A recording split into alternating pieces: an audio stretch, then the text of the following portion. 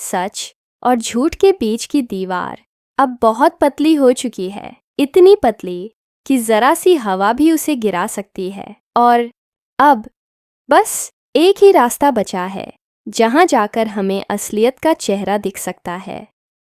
वो लैब, वहीं पर जाकर साफ हो पाएगा कि जो पिछली रिपोर्ट हमारे सामने आई थी वो सच का आईना थी या चांदनी चौकी के अंधेरे में बुनी गई कोई चाल, एक चाल जो इतनी सफाई से चली गई कि हमें खुद को भी अपने शक पर शक होने लगा।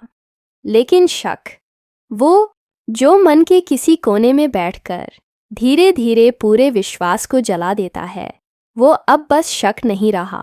अब तो वो एक आवाज़ बन गया है जो हर पल, हर सांस में पूछता है, क्या जो हम देख रहे हैं वही सच है? हमारे पास ऐश्वर्या की कोख से लिया गया सैंपल पहले से लैब में मौजूद है, पर अधूरी तस्वीर कभी सच्चाई नहीं होती। हमें उस तस्वीर का दूसरा हिस्सा चाहिए, प्रेम का सैंपल। बस 2 बाल, सिर्फ 2 बाल, और सच सामने आ जाएगा। तुम सोच रहे हो ये 2 बाल लाना कोई बड़ी बात नहीं। शायद सही सोच रहे हो, लेकिन इन 2 बालों के साथ जो सच बंधा हुआ है वो बहुत भारी है। चाची, हम वो बाल ले आएंगे, चुपचाप, बिना कोई हलचल मचाए, क्योंकि यह लड़ाई अब भावनाओं की नहीं रही। यह लड़ाई बन चुकी है इंसाफ की। लेकिन एक सवाल अब भी हवा में तैर रहा है। अगर ये साबित हो गया कि ऐश्वर्या के पेट में जो बच्चा पल रहा है उसका प्रेम से कोई नाता नहीं, तो क्या होगा? क्या तुम सोच पाई हो उस पल को जब हर चेहरा, हर रिश्ता, हर भरोसा एक झटके में चूर चूर हो जाएगा? ऐसा नहीं कि पहले झूठ नहीं बोले गए या साजिशें नहीं रची गईं, पर ये जो होने जा रहा है ये सिर्फ एक रहस्य का खुलासा नहीं, एक जिंदगी का फैसला है।